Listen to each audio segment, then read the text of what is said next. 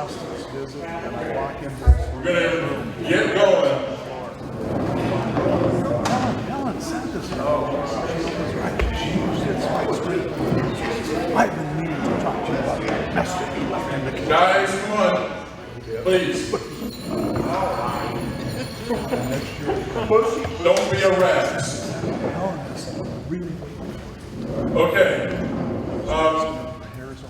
I hope you got something out of Jack's talk this morning. I think he's really got a powerful bunch of information for us to deal with. Now we're going to get to where the rubber meets the road. I've invited two guests to come today to talk to us, Julie Madsen and Erin Allen. Both of these ladies have lost children and have had interaction with Santa. I'm not going to get into their stories. I'm going to let them do that. And please listen to what they have to say when they're done. It's time for you to ask questions. And it's asking hard questions because they have predicted what we are trying to do. And so please give them all your attention. And ladies, come on down.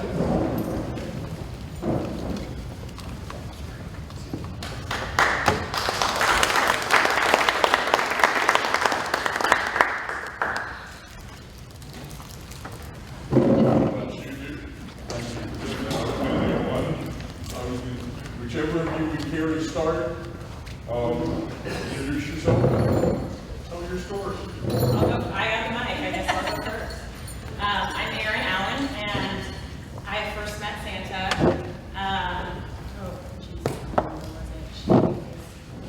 almost 9 years ago. I have a daughter who was born in December of 2010 with trisomy 18. When she was born, we were given a very bad prognosis. We're told by the hospital staff to take her home, love her, and just wait for her to die. They didn't want to send us home with oxygen or a feeding tube, anything like that to help her survive. And we said, no, that's not going to happen. We got in contact with Kansas City Hospice, their carousel pediatric program, set us up with everything they needed to do to bring her home into our family. She was our first child, and shortly after she was born, a couple weeks later, we were told that Santa could come and visit, and so we gathered all the family, all the cousins, all the aunts and uncles, grandparents, anybody that was around, and Santa showed up and just brought joy to our family that was going through so much stress and sadness in an unknown that we couldn't believe was happening.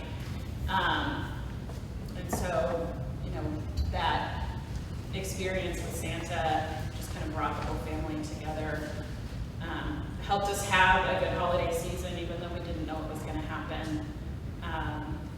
She lived for 8 months. She survived for 8 months and eventually passed from the cardiac issues. And so my husband and I went on to have 2 more children. I have a son, 2 sons, 7 and 4 now. And to a year and a half, a little more than a year and a half ago, my husband passed away suddenly from a strep infection that went septic. So within 12 hours of taking him to the hospital, he was gone. So having to tell my kids that they lost their father, also not knowing, they had gone, we explained to them, they have a sister, but they weren't born before, they never got to meet her. But then having to deal with that also, the death of her father. And so we had reconnected with Santa a couple years before that, and he had done a visit with us the year before, the December before my husband passed, and then he also came back last year and did another our home, and just that stressful time of the year, and not having him, you know, there, but having Santa to be able to come and bring that joy to my boys and, you know, the few people we involved in that as well. So. And I'm Julie. Where do we even start? 18 years ago this last week, we were diagnosed with a brain tumor with my 26-month-old son, and we started our journey at Children's Mercy, and that led to what ended to be four-year battle with the brain tumor before he passed. But Santa joined our world in December of 2003. At that point in time, we had pretty much agreed that we were going to hospice, and there really wasn't anything else. We'd done surgeries, chemo, radiation. And so we were offered a Make-A-Wish trip, but my son did not like movies, did not like TV, did not relate to any Disney characters, and I wouldn't get on an airplane. So to do the Make-A-Wish trip, we decided for our family really wasn't something Spencer was going to enjoy, so we opted out of that. And then little talks started happening in the at the nurse's station, and then with my mom, and they tried to keep it a secret, but Julie doesn't like surprises. So I finally told my mom I had to know what was happening, what's going on, what's being planned. I knew something was being planned for Christmas Eve. So Santa came to our house. My son absolutely loved the life flight pad. He would come out of his crib, come out of his bed, anytime he heard a helicopter, to get to the window to watch the helicopters land and take off. And he got to where he knew if it was a baby that came in or a little kid that came in, he had it all figured out. So Santa came to our house in a helicopter and landed in our front yard. We live out in the country, and Santa came and they planted a magic acorn, because we live on a farm, and the one thing Spencer knows is growing things and planting things. That was his life. So we planted, Santa and Spencer planted a magic acorn, and then Spencer got in the helicopter with Santa and flew back to Kansas City. And while they were gone, the magic acorn grew into a 20-foot oak tree in our front yard and adorned with lights by the time the little red light in the sky reappeared and landed back in our front yard.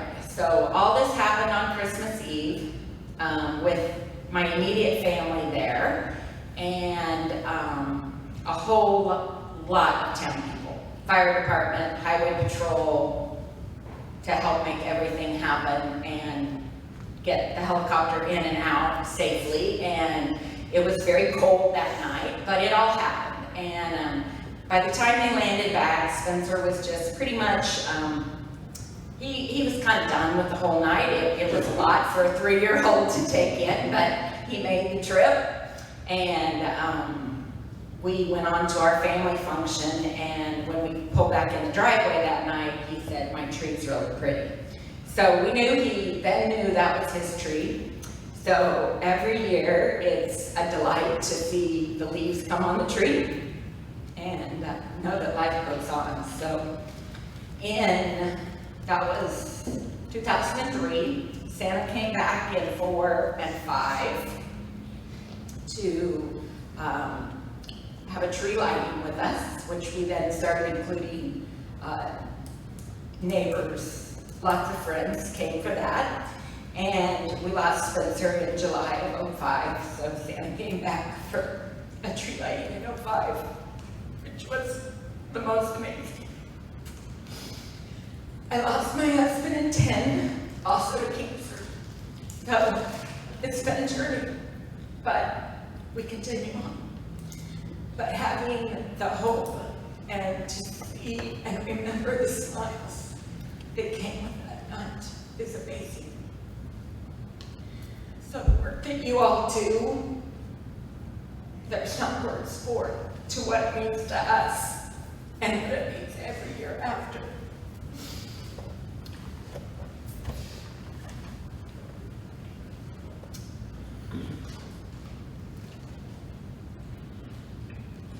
It's a very special thing that each of you do. And no family will ever forget what you do. I can assure you of that. Thank you.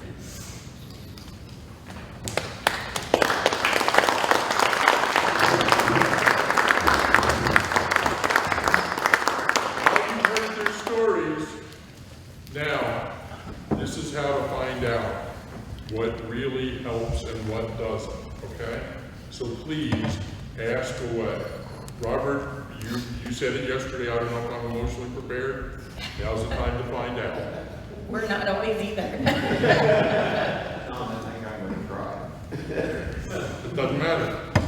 We're here, so please ask away. I did like the addition when he asked Santa for some of the magic fertilizer. Yes. The following year to help the crops grow. Yes, Spencer thought we needed to get a lot more of that to help his dad, so that we can make all the crops grow. And, you know, obviously he understood that whole process. And our story is on page 91, starts on page 91 in the Chronicle that we received. And, you know, it's been amazing over the years, via Facebook, places I've gone, people I run into, because that was, the story was in the Kansas City Star the year after we did the tree planting. And, but the people who saw that story and remember it and never forget it, so. Julie, would you please relate the story of when Spencer was at your mom's house one day? I'll try. So my mom lived in New York at the time that Spencer was diagnosed, and my stepdad had lost a son to leukemia when he was about 7. So he was adamant that my mom give up her job and that they move back to Missouri. That I would meet them here and they would need to be here. And so they moved home. And so Spencer spent a lot of time in their house. He went to daycare, he went to kindergarten, but every weekend pretty much was spent at Grandma and Grandpa's. And so one day he and Mom were having he had some very deep thoughts that sometimes still make the hair stand up on my neck. But he and Mom were discussing life in general, and he asked if he was going to die. And, you know, Mom said, well, we all do at some point, but am I going to die soon? So eventually Mom said, well, Spence, you know, the doctors are trying, but we know it's not going the way we want. And so he went to my mom and put his hand on her lap and said, but I'll be okay, Mom, or Grandma, and you will too. So that's what we remind ourselves, that he is okay and we will be too. Questions? Comments? Is there a particular thing or that someone said that had an impact, more of an impact with you? I assume you can ask. As far as specific things, I mean, nothing's really, I think overall just the general atmosphere that oftentimes we were facing going back to the hospital shortly after Christmas, because, you know, the Children's Hospital tries real hard to have all the kids that can be home at Christmas. So our treatments often started again the day or two after. So just having that moment of being a family and having smiles on everyone's faces is something that nothing else can replace without Santa being there. Thank you. Yeah, I think for us, We probably won't talk about that. for us, it's, you know, the holiday times are hard for people that have lost people, you know, lost family members. Holidays, as I call them. Holidays, you know, that's a good description.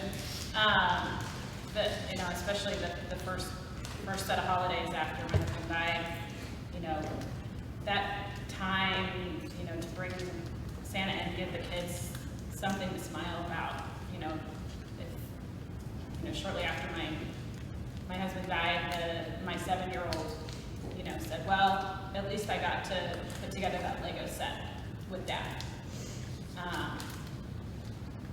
You know, but having that visit from Santa to kind of give them something, you know, and they you know, they got a gift or gifts from Santa that night, and it's a blanket that they both sleep with almost on a nightly basis, and they know that, you know, you know, I know that's that joy that they can kind of hold on to, and they go and find the little wooden car that they were given, you know, from the year before and that year, and play with them together, so.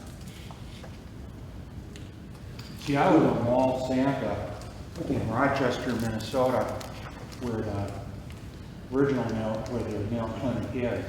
And parents would bring their children over who were there for treatment. They would bring them over and to see Santa. And, you know, I just had this overwhelming feeling of powerlessness, you know, because I'd be holding this child, and I knew it was pretty clear what was happening, and I didn't know what to say to Mom and Dad, and I just wanted to hug them and protect them from the whole world. Unfortunately, we can't do that. Yeah. And that's the thing, I mean, so many times there aren't the right words to say, but being there is huge. Yeah, Earlier, we heard about grieving, and maybe it's 72 hours, supposedly is the technical grieving term, after Christmas. And I have lost a very important person in my life, but sometimes some of the loneliest times were weeks, months, or years afterwards. How important is it for us and or just the memories or physically being there? How important is that? Well, I can tell you that, so my husband passed away 5 years after Spencer, and to look across the crowd at his funeral and see Santa sitting there meant the world. Because even, you know, it wasn't Spencer, it wasn't what we were drawn together to start with, but 5 years later, he was still there. So it's as important as the day as the follow-up, the follow-through. And so you keep in contact with John on a regular basis or irregular basis, or? We've talked numerous times over the 15 years, yeah. You feel comfortable giving him a call or vice versa? Got his email. Actually, I threaten my kids sometimes. I got Santa's email address. But yeah, you know, I get an email now in, you know, October, November. You know, would you like a visit from Santa this year? Would your kids appreciate that? And you know, I'm gonna be an emotional wreck the day that, you know, I feel like they're not wanting that anymore. They don't, you know, because I was telling this to a friend. I'm like, I still believe, like, because of it, you know, it's part of. There is still good in the world. Yeah, definitely. You know, Jack has this awesome poem that he uses when he recites to children things that are like 9, 10, and start to have a thought that Santa isn't real. And he just told it to me the other night. I thought, I want to do that too. Maybe he could recite it to you wherever he went to. Well, there's the other side of what they shared with you. And that's the impact it's had on me. Spencer is my rock.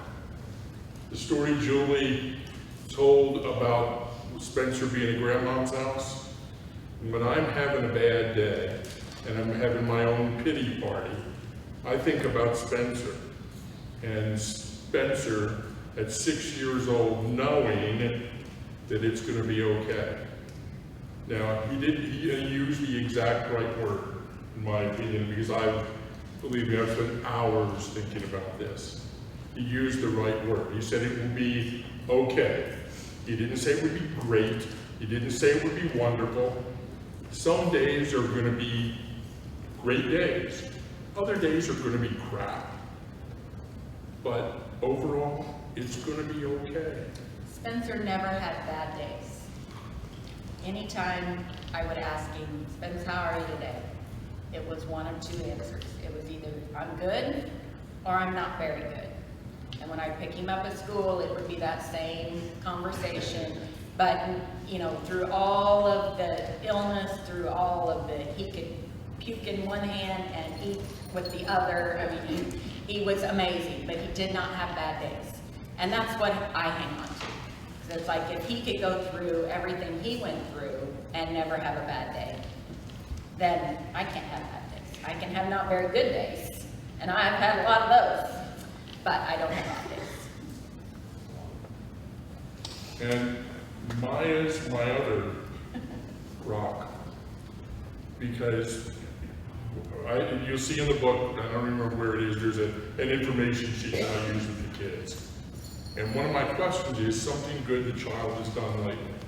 And when I went to visit Maya, Aaron and JJ had filled out the form, and what they put for that line was, made us realize we're stronger than we ever thought we could be.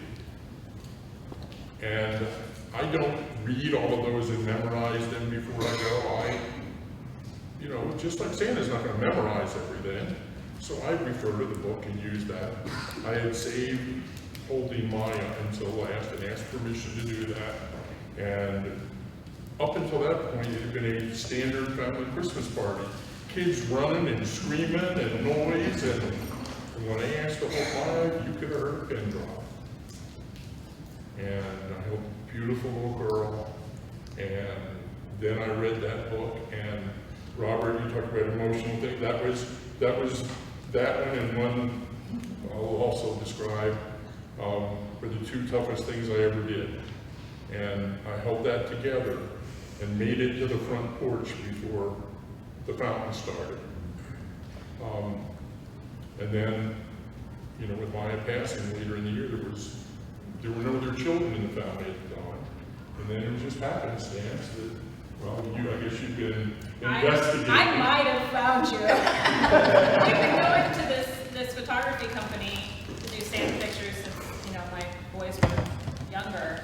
And I, was looking at the time slots. It was one that like booked a time for 5 minutes or whatever. And I'm like, that's my Santa. We're going to see my Santa. he's my Santa. That's right. And so when I went to take the boys to have their Santa visit, and I think the one with my youngest was maybe 1.5 at the time. Yeah. And I waited until the pictures had been taken, and I had this book of pictures that somebody had created for me of all the. We had a photographer there the day that Santa visited with Maya, and had this book, and said, this is we're Maya's mom and dad, and connected back that way. And so that's how we reconnected a few years ago. So. And I'll go visit the boys this year, so we need to work that out. Yes. The other quick story is, after Spencer died, Julie and Rob asked me to come back and ask us to relight the tree one more time. And they had the whole neighborhood and all the family and friends. And Julie said, would you please read this? And handed me a page. The title of the poem is My First Christmas in Heaven.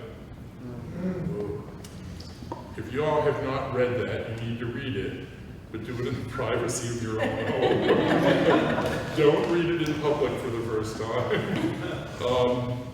And again, I made it to the front porch and went and sat in the fire engine and bawled like a baby. So, as long as you make it out the door. So, anyway. I think a lot of us, some of them have done more of us, some of them have done less of it. One of the biggest fears is coming into a situation or whatever, afraid I'm gonna say the wrong thing. Is there anything you can say, or like, whether it was from Santa or whatever else, any other experience, just say, whatever you do, don't do this, don't say this. I would say just try and not ignore the situation. Like, like was being said earlier, it's everybody in the room, maybe besides some of the cousins or something, like they know what's going on. Like my nieces and nephews knew that Maya was sick. She had, an oxygen tube and a feeding tube, so they knew that she was sick. So don't make it the prime conversation, but don't ignore it either. Being real, yeah.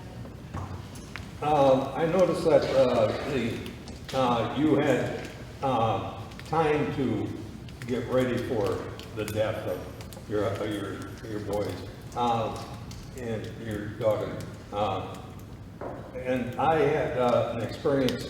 My grandnephew was playing hockey in a tournament up in Bemidji, and he went down and he died from a heart defect. And that was not expected. And of course, the parents didn't have time to say goodbye or anything, actually. You ever run into that, or what would you do on that, in that situation? Well, from my experience, my husband died very suddenly. He got sick, wasn't feeling good for a few days. I woke up after sleeping in another bedroom because he was tossing and turning. I just thought he had a rib out of place, and I woke up to my son crying and him trying to get out of bed and falling, and realizing, trying to get him back in bed so that he could sleep, and turned on the lights and he was gray, and realizing I need to get him to an emergency room. He's not okay. So it was a very sudden passing, and so my boys didn't see him except for when I packed the kids in the car, I put my husband in the car, called my mom, said meet me at the emergency room, you have to take my kids back home. JJ's not okay, and so between, the last time my boys saw their dad was on the way to the emergency room. And then coming home and having to tell them that they're not going to see their dad again.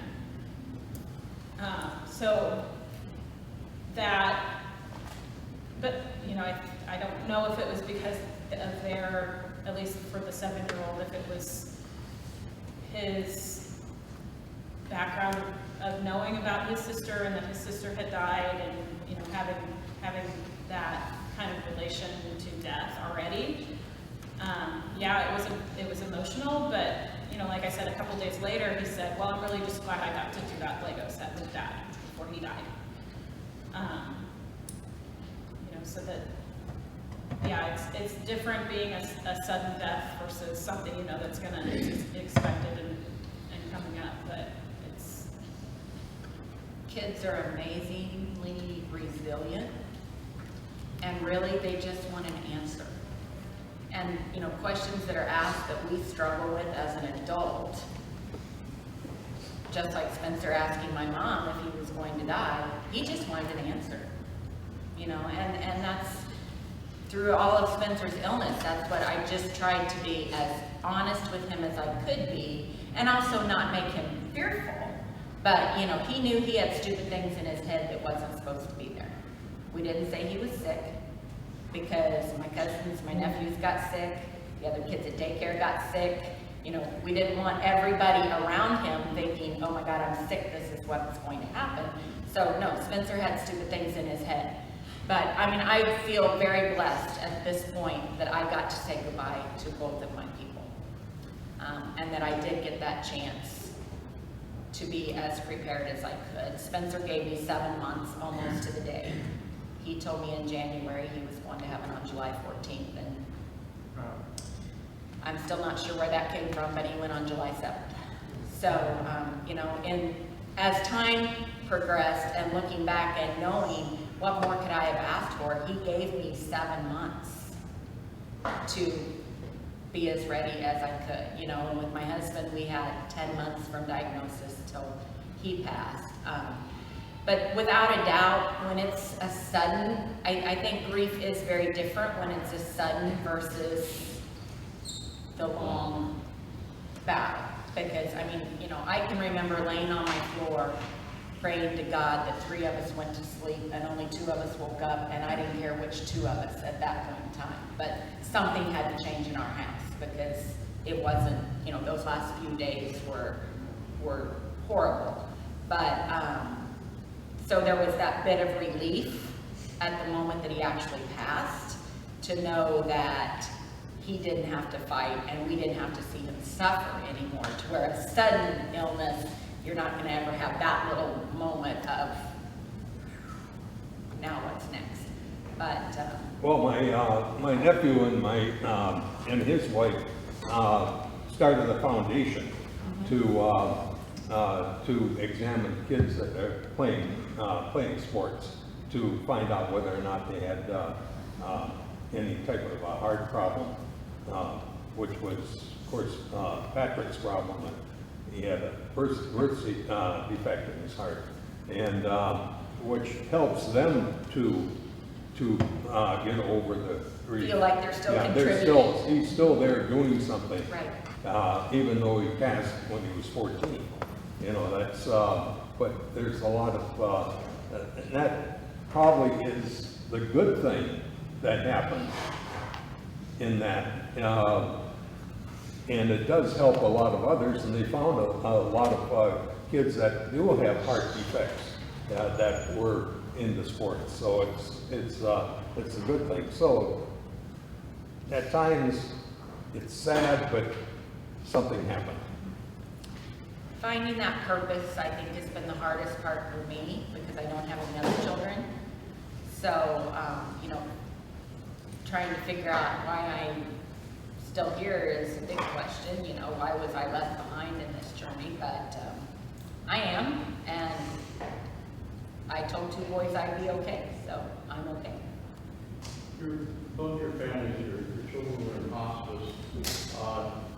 Did your hospice agency help you with needs, funeral planning, and all that? How did that affect you when you had to make that good decision? We were in hospice for 4 weeks, so it was short term.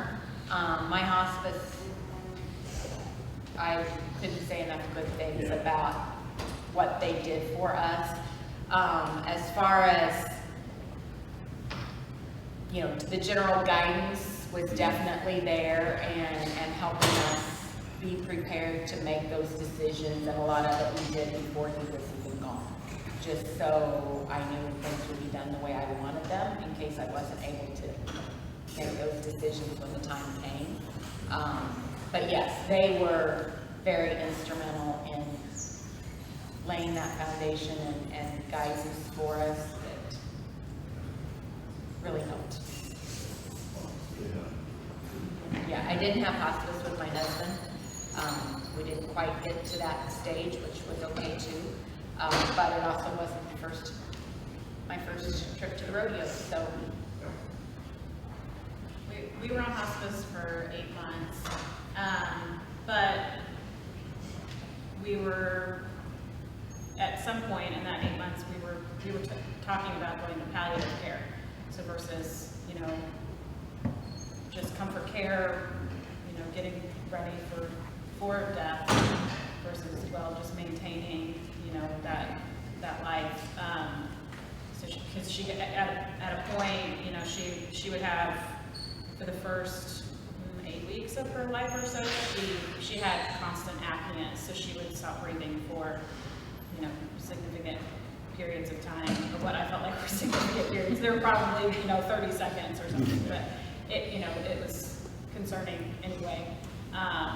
And then she kind of grew out of that and got to a point where, you know, everything was very stable. Didn't see a lot of decline or a lot of improvement. We were having at home, like occupational therapy and that kind of, and physical therapy.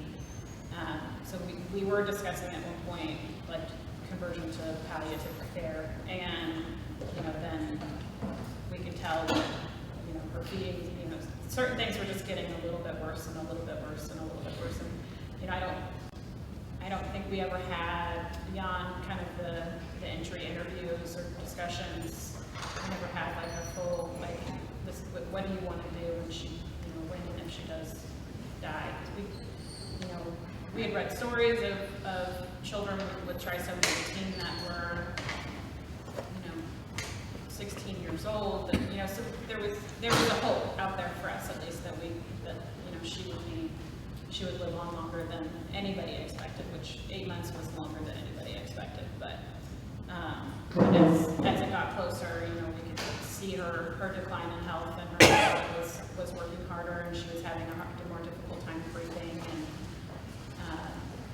you know, but we never really had a full discussion about, like, you know, we knew our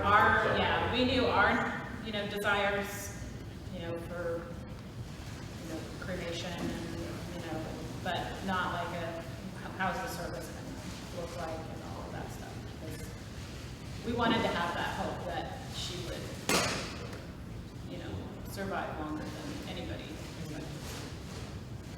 I have a friend who was basically, I taught with years and years ago, and I'm only connected with her now on Facebook for the last probably 20 years, but her 5-year-old has had a relapse with a brain tumor and isn't going to make it. And I don't know if she knows about Santa America. Is it appropriate for me to contact her and let her know about Santa America? Is that right or wrong or appropriate, or? You know, if it's something, you know, I don't know if it's, we're getting closer to that season, if it feels like it's appropriate to, you know. My short answer is spread the word. Yeah. You know,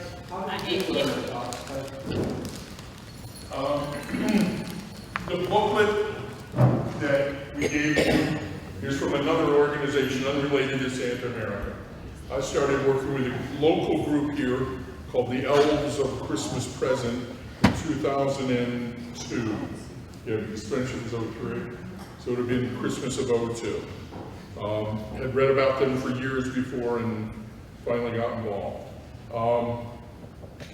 And Chief Elk, who runs the Elves of Christmas Present, which is truly an anonymous group, I'm the only one that's ever had a face-on picture taken from the group. He called up and laid out this story to me and started calling me and saying, here's what we got to figure out.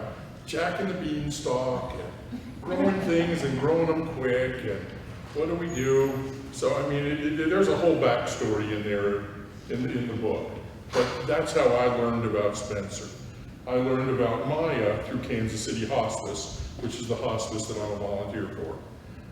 Every year they have a wonderful pediatric program, and they put out the word through the nurses and social workers to all of their patients and clients.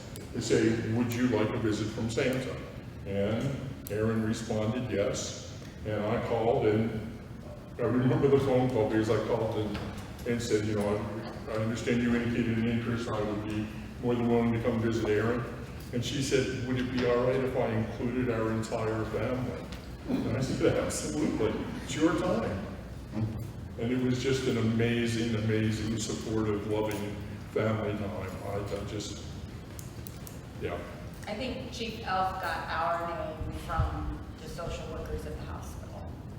Because they were, like I say, they were the ones who had visited with us about the Make-A-Wish situation. And so then I think they went to Plan B after we decided that wasn't the best. That another family that would benefit more from that trip needed that opportunity more than we did. And so then we got involved with, or Chief got our information and it went from there, but. Back to your other question, like, they can always say no. Right. Offering, it's like, you're not gonna hurt anybody's feeling to offer something like that, or to give them that information. The worst that can happen is they say no. Yeah, And turn down. of all the, Right. and as an example, every year here locally, I visit 10 to 12 children in palliative care or true hospice care. But I know there are more in the program, and there's just families that decline. That's fine. Yeah, Gary? John, it's hopefully, you've been at this for a long time, and it's really putting a face of you in the Santa position to make people aware of Santa America. We've been around for 13 years, and it's still pretty much unknown throughout the whole industry. I agree, and I will share this with y'all. You saw these pictures are of me. Next time we do one of these, I don't want that. They need to be of you. So we're going to talk about that part of Santa America tomorrow. But What I was trying to say is that you did hard work 13, 14, X number of years ago, and it's taken this long to get us where we're at today, but that's really in Kansas City or in Tampa or a couple small areas. It's not nationwide. yeah. And I don't think it matters, our situation was a huge project, that was an absolutely amazing thing to happen. But little bitty things mean just as much. So, just that sheer presence and putting a smile on a face, whether it's in a hospital or a home or wherever, you can't take away memories. They are forever. So, there's going to be situations that you walk away going, well, that maybe didn't go quite like we wanted, but guess what? And the other thing real quick, you'll notice from the pictures, that picture there, Maya has a hug. Because I was involved in Santa America at that time. Spencer doesn't have a hug, because that was in 2003, and I didn't join Santa America until 2005. Santa America wasn't even founded. So it's where we are when everything happened, so. Well, it's one starfish at a time is what I was trying to say. Yeah. John, one of the things I've been impressed by, some of the guys here that are involved with hospice work and that, are the number of times they said they got an emergency call, dropped what they were doing, ran, put their suit on, and appeared like the one child that was born that was not going to live very long, and they went to the hospital to get a picture of the baby. Emergency situations like that, and that's what has really impressed me by the guys in the area here who do, is they're willing to do that. And that's, after the fact, when I thought about all the people that gave up Christmas Eve with their own families to be in my front yard to make that night happen. And, it was, as time went on and I saw pictures and visited with people, that I even realized the magnitude of how many people were there, because I was a little overwhelmed with the whole night. And, but yeah, the people that are like every one of you that are willing to give and give and give to put a smile on somebody's face. And Just one snippet of the backstory. The picture you see of Spencer with the tree, that was the second year that the tree was there. right. But that night, as the helicopter was taking off, I looked over the hill and could see the lights of two trucks come on. They were the tree trucks, the big tree spades.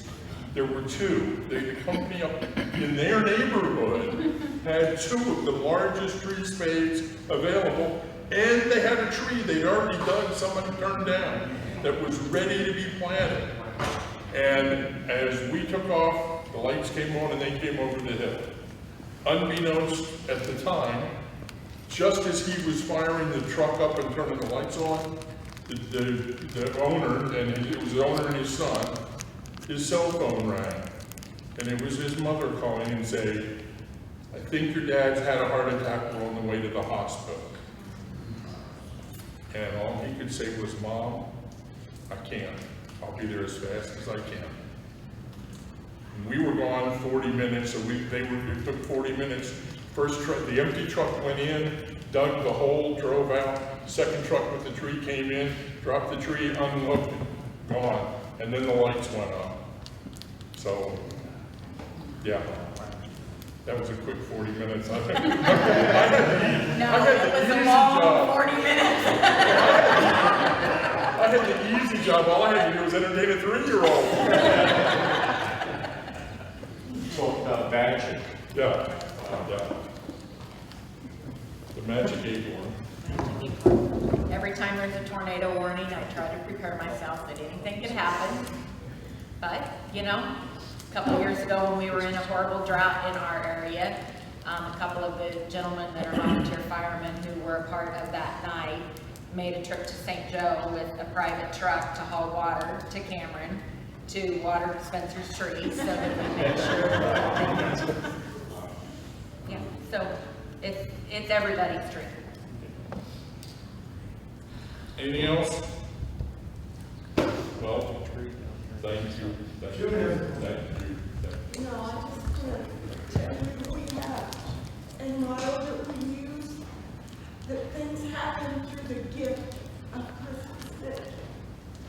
Very much so. And we use this during our performance. Very much so. God bless you.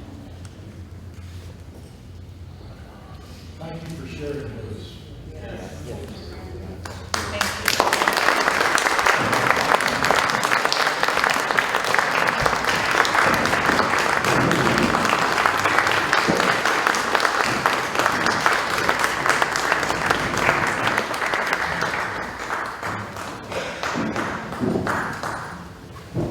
Lunch is served.